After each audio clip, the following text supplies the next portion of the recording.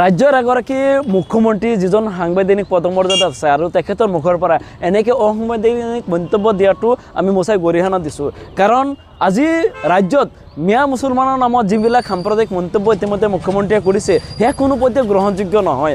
আজি সাধাৰণ ৰিক্সা চালকৰ ভাড়াৰ ক্ষেত্ৰত মুখ্যমন্ত্ৰীয়ে এনেকৈ মন্তব্য কৰাটো কোনোপধ্যে গ্ৰহণযোগ্য নহয়। আজি মুখ্যমন্ত্ৰীৰ উচতনিমূলক মন্তব্যৰ ফলতে আজি যদি অসমত সাম্প্ৰতিক পৰিস্থিতি যদি বেয়া হয় তাৰ কাৰণে জগৰীয়া কোন হ'ব? আমি ভাবোঁ, মোচাই ভাবোঁ যেন গৃহ বিভাগৰ দায়িত্ব থকা মুখ্যমন্ত্ৰী সম্পূৰ্ণৰূপে দায়িত্ব ল'ব লাগিব।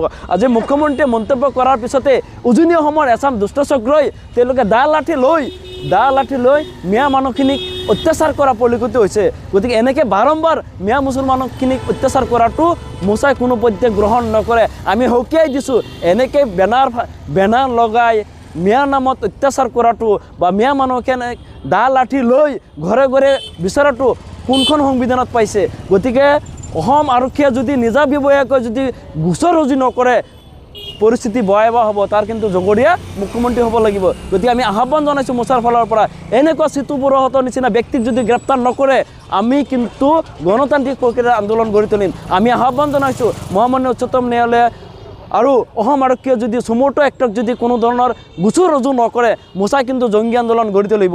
আজি এখন জিলাৰ পৰা আন এখন জিলালৈ যদি ভাৰতীয় নাগৰিকে কাম কৰিবলৈ যায় ইয়াত বাধা দিয়াৰ চিতু বৰুৱাহঁত কোন? গতিকে এওঁলোকক অধিকাৰ কোনো দিলে? গতিকে মুখ্যমন্ত্ৰীৰ নিৰ্দেশৰ কাৰণে আজি মুখ্যমন্ত্ৰীয়ে এনেকৈ উচতনিমূলক বক্তব্য দিয়াৰ কাৰণে তেওঁ কোৱাৰ কাৰণে এই ল'ৰাখিনিয়ে আজি তেওঁলোকে উৎসাহিত পাইছে। গতিকে এই ক্ষেত্ৰত মুখ্যমন্ত্ৰীয়ে 26ৰ নিৰ্বাচনী বতৰণি পাৰ কৰাৰ কাৰণে এনেকৈ দুটা সম্প্ৰদায়ৰ মাজত ব্যক্তিগত সংঘাত লগাব বিচাৰিছে। গতিকে এই ক্ষেত্ৰত আমি আহ্বান জনাইছোঁ যেন আজি ইতিমধ্যে আপোনালোকে জানেই যেন মুখ্যমন্ত্ৰীক মিয়াৰ ব্ৰেণ্ড এম্বাচাডৰ হিচাপে মোচাই আমি ঘোষণা কৰিছোঁ।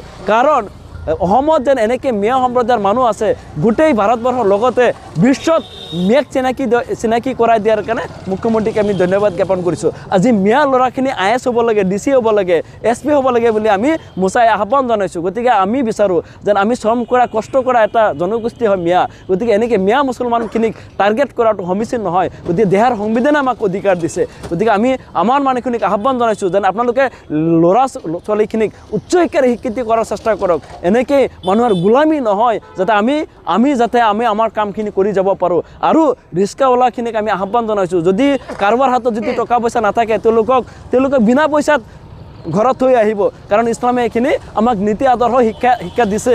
গতিকে মুখ্যমন্ত্ৰী মহোদয়ক আমি আহ্বান জনাইছোঁ সংবিধানৰ আওতাত থাকি কাম কৰক, আৰু যদি আপুনি নোৱাৰে আপুনি পদত্যাগ কৰক বুলি আমি মোচাই আহ্বান জনাইছোঁ। কাৰণ আপুনি এইখিনি পদমৰ্যাদা আপোনাৰ গুণ নাই, আপোনাৰ গাত নাই। ৰাজ্যৰ মুখ্যমন্ত্ৰী যিখিনি পদমৰ্যাদা সেই পদমৰ্যাদা আপুনি অক্ষুণ্ণ কৰিছে। কাৰণ আমাৰ মাজত আজি ভাৰতবৰ্ষ ধৰ্মনিৰপেক্ষ ৰাষ্ট্ৰ, ইয়াত সকলোৰে থকা খোৱাৰ অধিকাৰ আছে। গতিকে আমাৰ মাজত এনেকৈ বিভেদ সৃষ্টি কৰি 26ৰ নিৰ্বাচনী বতৰণি পাৰ কৰাৰ কাৰণে যি অপচেষ্টা সেয়া কোনোপধ্যে সফল হ'ব নিদিওঁ আমি। গতিকে আমি আহ্বান জনাইছোঁ এনেকৈ য'ত ৰাজ্যৰ উন্নয়নৰ ক্ষেত্ৰত সম্পূৰ্ণ জিৰ' বুলি ক'ব লাগিব, উন্নয়নৰ নামত একো নাই, কিন্তু উন্নয়নৰ যিহেতু নিৰ্বাচন সমাগত এইখিনিত আপোনালোকে কোনো ডেভেলপমেণ্টৰ কাম নেদেখায় একমাত্ৰ হিন্দু মুছলমানৰ নামত যি ৰাজনীতি কৰিছে সেয়া কোনোপধ্যে গ্ৰহণযোগ্য নহয়।